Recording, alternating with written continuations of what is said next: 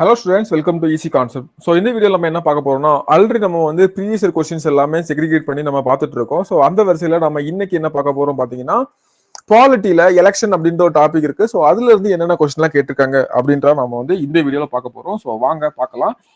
2020 இருந்து 2022 வரையான previous year question தான் நம்ம வந்து இதுல பார்க்க போறோம். ஓகேவா? ஸோ பாருங்க, ஒன்னா பார்க்கலாம்.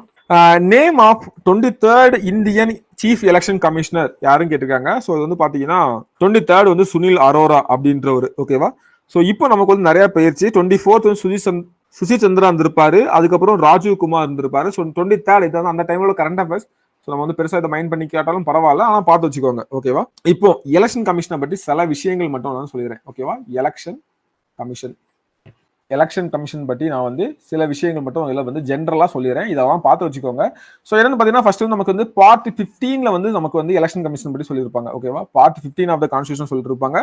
ஸோ அதாவது ஆர்டிகிள் 324ல இருந்து 329A வரை நமக்கு இதில் சொல்லியிருப்பாங்க. ஓகேவா? ஸோ இது வந்து ஒரு குவாசி ஜுடிஷியல் பாடி அப்படின்னா என்ன? ஸோ இவங்க வந்து சில விஷயங்கள்ல தீர்ப்பு கூட கொடுக்கலாம் அப்படின்ற மாதிரி, பகுதியளவு தீர்ப்பு கொடுக்கற மாதிரி, பகுதியளவு நீதிமன்றமா செயல்படுது. ஒரு சீஃப் எலெக்ஷன் கமிஷனர் இருப்பாரு, 2 எலெக்ஷன் கமிஷனர் இருப்பாங்க. ஓகேவா? இவர் வந்து சீஃப் எலெக்ஷன் கமிஷனர், இவங்க வந்து எலெக்ஷன் கமிஷனர் அப்படி இருப்பாங்க. 6 வருஷம் இல்லைன்னா நமக்கு வந்து 65 வயசு எது ஃபர்ஸ்ட் வருதோ அதுல இவங்க வந்து ரிட்டையர்ட் ஆயிடுவாங்க. ஓகேவா? ஒருவேளை 50 வயசுல வந்துட்டாங்கன்னா 56 வயசுல இருப்பாங்க. இல்ல 64 வயசுல தான் பதவிக்கு வராங்கன்னா 65 வயசுல ரிட்டையர் ஆயிடுவாங்க. ஓகேவா? அந்த மாதிரியானது. ஓகே, இப்போ நம்ம ஆன்சர் பண்ணலாமா? இங்க பாருங்க, தேர்தல் ஆணையத்தை பற்றி விளக்கும் அரசியலமைப்பு விதியத ஆர்டிகல் 324 இப்பதானே பார்த்தோம். ஸோ நல்லா பார்த்து வச்சுக்கோங்க, எல்லாம் முக்கியமானது. எந்த ஆண்டு ராணுவத்தில் பணிபுரியவர்கள் தங்களின் சார்பாக பதிலி வாக்குகள், ஓகேவா, பிராக்சி ஓட்டிங் சிஸ்டம் அளிக்கும் முறை கொண்டு வரப்பட்டனா 2003ல வந்து கொண்டு வந்தாங்க. ஓகேவா? அவங்களே உள்ள இன்க்ளூட் பண்ணதுக்காக பின்வருவற்றில் தேர்தல் ஆணையம் அங்கீகரிக்கப்பட்ட அரசியல் கட்சிக்கு எதை வழங்குகிறது? ஓகேவா? தேர்தல் சின்னத்தை எதெல்லாம் அங்கீகரிக்கப்பட்ட கட்சியா இருக்குமோ அதுக்கு தான் வந்து வழங்குவாங்க. ஸோ ரீசெண்டா நிறைய பிரச்சனைகள் போயிருக்கும் இல்லையா? ஸோ நாம் தமிழர் விஷயமா நிறைய பிரச்சனைகள்லாம் போயிருக்கும். ஓகே, ஸோ அதெல்லாம் வந்து பார்த்துக்கோங்க. அதுக்கப்புறம் பாருங்க, இந்திய அரசியலமைப்பின் 326ஆம் விதி கீழ் காணப்படும் எதை குறிக்கின்றது அப்படின்னு சொல்றது. ஓகே, 326 324 நமக்கு வந்து இதுதான், அப்படிதானே? எலெக்ஷன் சம்பந்தமா தான். அப்ப நீங்க 324 இருந்து 329 வரை கேட்டாலே எலெக்ஷன் சம்பந்தமாக போட்டுடலாம். அப்போ மக்களவை தேர்தலுக்கான வாக்குரிமை அடிப்படையில வயது வந்து ஒரு வாக்குரிமை அடல்ட் பிரான்சிஸ் பேசிஸ்ல நம்ம வந்து இதெல்லாம் நடத்துறது அப்படின்றதுதான். ஓகேவா? ஸோ இது வந்து முக்கியமானது. நமக்கு வந்து பாத்தீங்கன்னா இதுல ஒரு கொஸ்டின் கேட்கிறேன். ஓட்டிங் ஏஜை 21ல இருந்து 18 மாத்திருப்பாங்க ஏஜை. அது வந்து எதுல மாத்தினாங்க அப்படின்றத நீங்க வந்து தெரிஞ்சா கமெண்ட்ல சொல்லுங்க. எந்த அமெண்ட்மெண்ட்ல மாத்தினாங்க? ஓகேவா? ஸோ ரொம்ப முக்கியமானது. Voting age 21 to 18 மாத்திருப்பாங்க. அதையும் நீங்க நோட் பண்ணுங்க. வயது வந்து வாக்குரிமை என்னது? ஒரு காலத்துல எப்படி இருந்துச்சுன்னா இதெல்லாம் பேஸ் பண்ணி வாக்குகள் விட்டுருந்தாங்க, படிச்சவங்க, கல்வி கற்றவங்க அப்படின்ற மாதிரி. இப்போ என்ன பண்ணிட்டாங்கன்னா 18 வயசுக்கு மேலேயா நீங்க ஓட்டு போடலாம். அதான் வந்து வயது வந்து ஒரு வாக்குரிமை. அடுத்தது, இந்தியாவில் முதல்ல வாக்கு இவிஎம் மிஷின் வந்து எப்போது பயன்படுத்தப்பட்டது அப்படின்னு பாத்தீங்கன்னா 1998 தான் முதல்ல அந்த வாக்கு என்னும் விஷயம் இது வந்து பயன்படுத்தப்பட்டுச்சு. ஓகேவா? இன்னொன்னு பாருங்க, voter verified paper audit trail. என்னது? விவிபிஏடி. நீங்க ஓட்டு போட்டோன்னா இப்போ அந்த கண்ணாடில வந்து ஒரு பேப்பர் வந்து எதுக்கு ஓட்டு போட்டீங்கன்னு காட்டிட்டு உள்ள விழுந்துரும். அதான் இது வந்து 2014ல வந்து இம்ப்ரூவ் பண்ணிருப்பாங்க. அதே மாதிரி 2014, அதே மாதிரி இன்னொன்னு பாத்தீங்கன்னா நோட்டா, அதுவும் வந்து 2014 தான் நமக்கு வந்து இம்ப்ரூவ் பண்ணிருப்பாங்க. ஓகேவா? அதையும் பார்த்துக்கோங்க. நோட்டா என்ன? None of the above. இந்தியாவுடைய 14வது தேர்தலில் வந்து 14வது ஜெனரல் எலெக்ஷன் அசம்பிளியில நமக்கு அதை யூஸ் பண்ணிருப்பாங்க.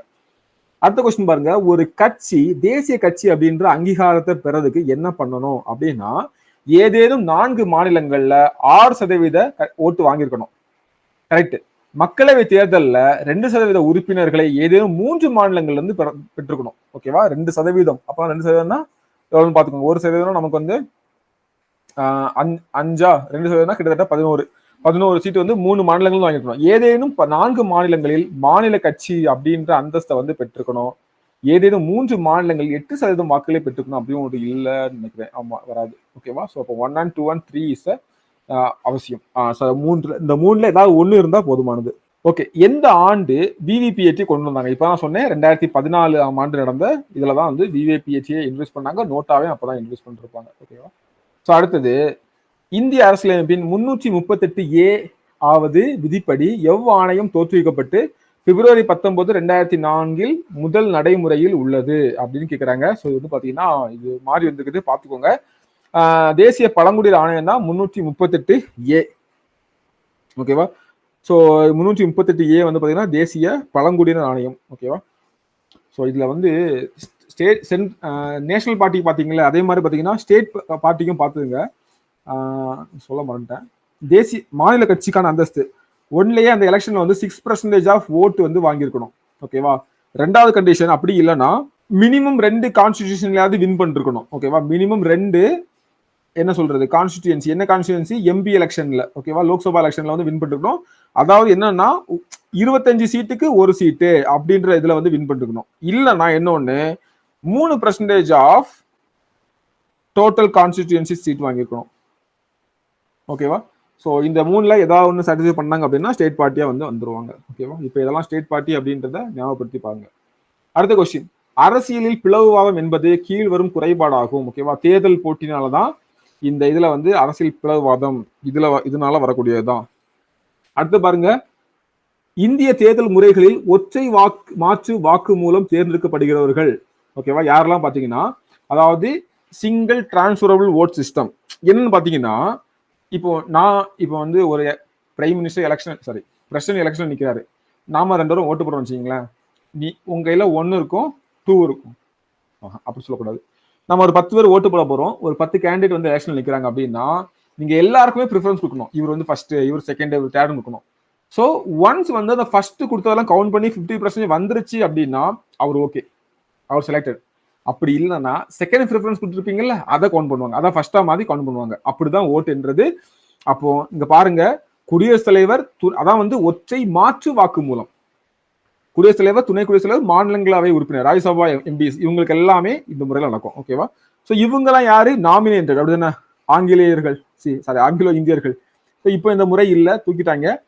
குடியரசுத் தலைவர், குடியரசு துணைத் தலைவரின் தேர்வு வந்து பாத்தீங்கன்னா நமக்கு வந்து அது ஒன்லி கொடுத்துருக்காங்க. இங்க கொடுத்துருக்காங்க ஒன்லி வைஸ் பிரசிடென்ட் கொடுத்துருக்காங்க. ஒன்லி தப்பு. பிரதமர் தேர்தல் இது வந்து நேரடி தேர்தல் முறை, தப்பு. அப்போ B is the right answer. ஓகேவா? இது வந்து என்ன எலெக்ஷன்? நமக்கு டைரக்ட் எலெக்ஷன் வருதுன்னு. இதெல்லாம் வந்து மறைமுக எலெக்ஷன். ஓகே, அடுத்தது முக்கியமானது சில கமிட்டிஸ். ஓகே, தேர்தல் திருத்தங்கள் குழுவான தேர்தல் சம்பந்தமா உள்ளது, எலக்ட்ரல் ரிஃபார்ம் சம்பந்தமா Goswami committee, Vohra committee report, Indrajit Gupta, second administrative reform வந்து ஈஸி. ஓகேவா? என்னன்னு பாத்தீங்கன்னா 2008 பண்ணிருப்பாங்க. ஃபர்ஸ்ட் எப்போ ஞாபகம் வச்சுக்கோங்க, 1953. அதே ஞாபகம், சாரி 19 ஃபர்ஸ்ட் இயர்ஸ் எப்போங்க, 1966. ஓகே, ஸோ நமக்கு லாஸ்ட் கொஸ்டின் நம்ம வந்து பார்த்துருப்போம். ஸோ இதுல வந்து பார்த்தீங்கன்னா நமக்கு வந்து இந்த ஒன்னே நீங்க போட்டீங்கனாலே பாதி ஆன்சர் முடிஞ்சாங்க. டிக்கு வந்து 3 அதான் வந்துடும். ஸோ எல்லாம் பார்த்துக்கலாம். கோஸ்வாமி கமிட்டி வந்து நமக்கு 1990, அதுக்கப்புறம் வந்து ஓரா கமிட்டி வந்து நமக்கு வந்து 1, இந்திராஜித் குப்தா வந்து பார்த்தீங்கன்னா நமக்கு வந்து 1998 நான் வச்சுக்கோங்க. அடுத்த கொஸ்டின், அரசியல் கட்சிகள் வாக்காளர்களுக்கும் அரசாங்கத்திற்கும் இடையேயான சமூக சிந்தனை எடுத்துக்கொள்ளும் நீர் குழாய் போல, பைப்பு போல இருக்கு அப்படின்னு சொன்ன யாருன்னா பார்க்கர். அவர் வந்து சொல்லியிருப்பார். ஓகேவா? விவிபிஐடி. ஓகேவா? என்ன கேட்காம பாருங்க, விவிபிஐடியோட ஃபுல் ஃபார்ம் என்னன்னு கேட்காங்க. நல்ல கொஸ்டின் இல்ல? என்னங்க? Voter verifiable. ஓகேவா? இதுதான். பேப்பர் அக்கௌண்ட் கிடையாது, ஆடிட். ஆடிட்னா கிடைக்கிறது, ஆடிட் ட்ரையல் அப்படின்றதான். ஓகே, அடுத்தது கிராமப்புற மற்றும் நகர்ப்புற உள்ளாட்சி தேர்தலை வந்து யார் நடத்துறாங்க? லோக்கல் பாடி எலெக்ஷனை யார் நடத்துறாங்கன்னா மாநில தேர்தல் ஆணையம். கீழ்கணக்கில் எந்த இதை வந்து சரியா பொறுத்து கேட்கிறாங்க. ஸோ இந்த மாதிரிலாம் அடிக்கடி கொஸ்டின் கேட்டு வைக்கிறாங்க, கொஞ்சம் கவனமா பார்த்துக்கோங்க. ஓகேவா? ஸோ அந்த டைம்ல ஏதாவது முக்கியமா வந்திருக்கும், அதனால கேட்டிருப்பாங்க. அதெல்லாம் எலெக்ஷன் நடந்திருக்கும். ஓகேவா? இதுல எத்தனை பேர் வந்து கரெக்டா இருக்குன்னு சொல்லி கேட்டிருப்பாங்க. இதுல வந்து 3 பேர் கரெக்டா இருக்குது. ஜஸ்ட் எது இதெல்லாம் சொல்லிட்டு சிம்பிளா பார்த்துக்கோங்க. இது கொஞ்சம் தேவையில்லாத கொஸ்டின். ஓகே, நான் ஸ்கிப் பண்ணிட்டு போறேன், நீங்க பார்த்துக்கோங்க.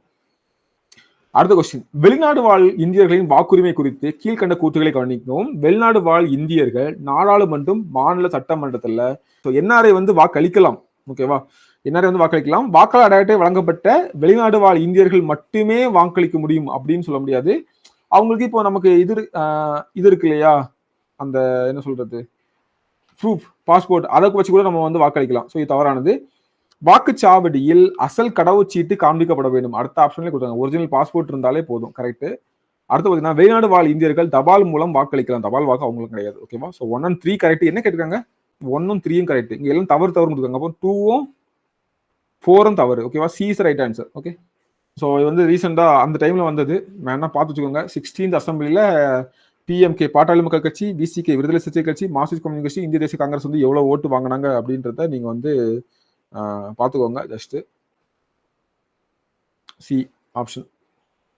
அடுத்தது, தேர்தல் ஆணையம் தனது வருடாந்திர அறிக்கை யாருக்கு சமர்ப்பிக்கணும்னா குடியரசுத் தலைவருக்கு சமர்ப்பிக்கணும். இது ஒரு பேசிக் கொஸ்டின். அடுத்து பார்த்தீங்கன்னா, கீழ் காணப்படும் பிரிவுகளில் இந்திய தேர்தல் ஆணையத்தின் தேர்தல் தேதியினை அறிவிக்கும் அதிகாரம் வந்து எதுல இருக்கு அப்படின்னு பாத்தீங்கன்னா, அதான் representation of people act 1951. A is right answer. ஓகேவா? So these are the question. Nearly ஒரு 20 கொஸ்டின் நம்ம வந்து பார்த்துருக்கோம். ஸோ இதுலயும் உங்களுக்கு ஏதாவது சந்தேகங்கள் இருந்துச்சு அப்படின்னா எங்களுக்கு கமெண்ட் மூலமா தெரியப்படுத்துங்க. ஸோ மீதி எல்லாமே அடுத்த வீடியோவில் நாம வந்து கன்டினியூ பண்ணலாம். ஓகேவா? ஸோ தேங்க்யூ ஃபார் வாட்சிங். என்ன டவுட் இருந்தாலும் கமெண்ட்ல தெரியப்படுத்துங்க. இல்லை அடுத்த வீடியோவில் நம்ம மீதி கொஸ்டின்ஸை பார்க்கலாம்.